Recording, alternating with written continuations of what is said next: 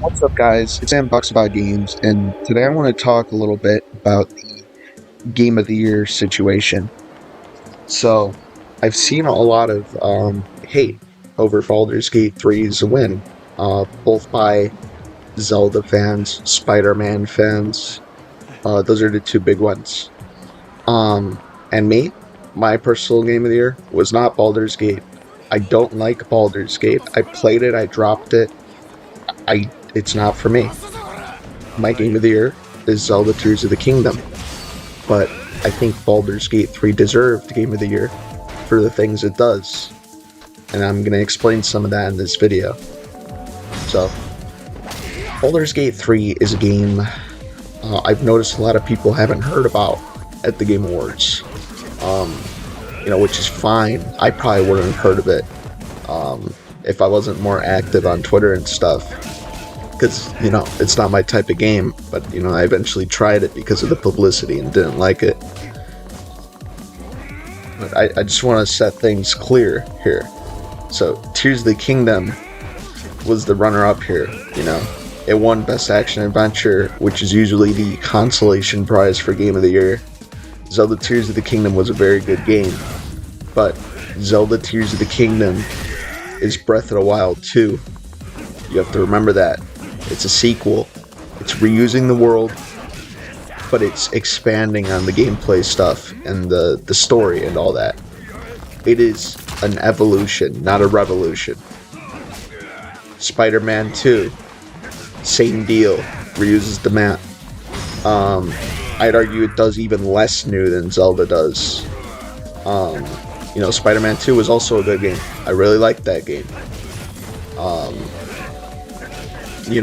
My personal Game of the Years would have been Zelda and Resident Evil 4. I would have liked to see those win, but I knew Baldur's Gate was going to win. But, yeah, Spider-Man 2 is a sequel. It doesn't do a lot of new. It just expands on Spider-Man. Resident Evil 4, it's a remake. It's probably my favorite survival horror game of all time, but it is a remake, and it wasn't as critically acclaimed. Not to mention Spider-Man 2 scored a 90 on Metacritic. Resident Evil 4 scored a 92. I feel like the only other game that would have won Game of the Year over Baldur's Gate is Zelda, and I did think Zelda was going to win for a little bit, but in the past month or two, it's been very clear that Baldur's Gate is going to be the one to win. So, my point is, let's just narrow this down to Zelda and Baldur's Gate. I don't think Spider-Man was ever going to win. So, Baldur's Gate 3 is a CRPG game that revolutionizes the genre.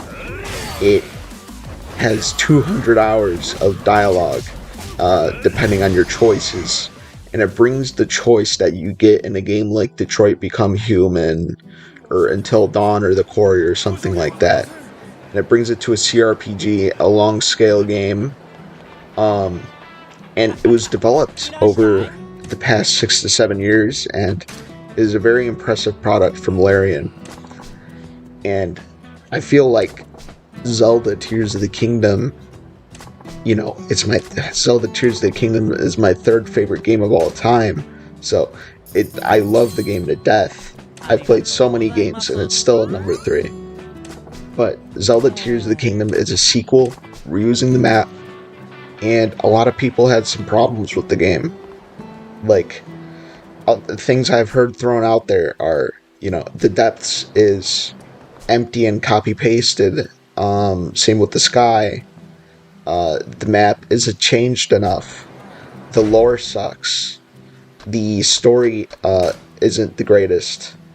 I like the depths in the sky and such. I wish there was more Sky Islands. And I think the story is okay, but I do think the lore sucks myself. But my point is, a lot of Zelda tubers are bringing some attention to Tears of the Kingdom. Like, Tears of the Kingdom, isn't a perfect game. And I think it's fine to be a Zelda fan and criticize the game. Like, I will criticize the game for things that I thought were fine in it. I think the depths are fine, but Yeah, and I love the depths, but maybe they're a little copy pasted. Maybe I do need to hold them accountable for that.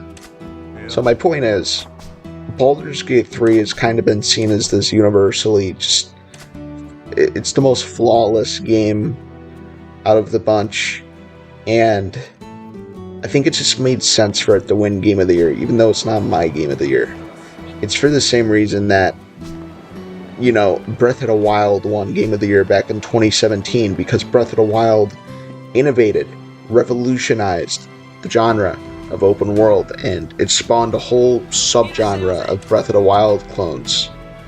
And I think if Zelda Tears of the Kingdom was to win Game of the Year this year, it would have destroyed that rhetoric. It would have bucked the trend of innovative games winning Game of the Year. Now, there are years where that hasn't happened, like 2021, for example.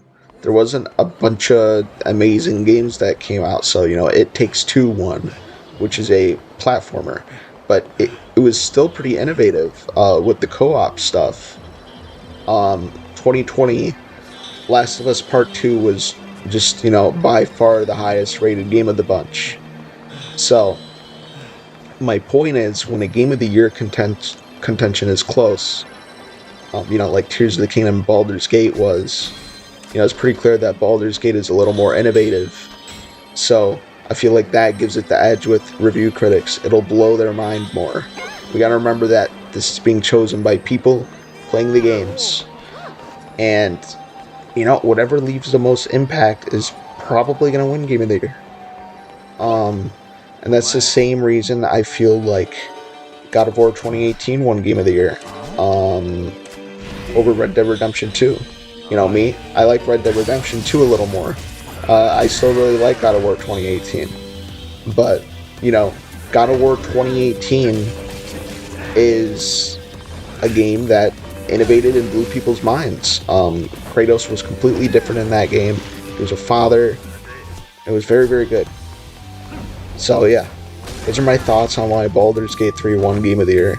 Maybe the next Zelda game is going to be super innovative. We know it's not going to be a sequel to Tears of the Kingdom / Breath of the Wild. So maybe it's peak, like every Zelda game they've ever made, and maybe that wins Game of the Year. Unless it's going up against like Elder Scrolls 6 or something. But yeah, those are my thoughts on Game of the Year 2023. Don't take the awards too serious. Just play what you like. You have your Game of the Year. My Game of the Year is Tears of the Kingdom. But yeah, that's about it, guys. That's it.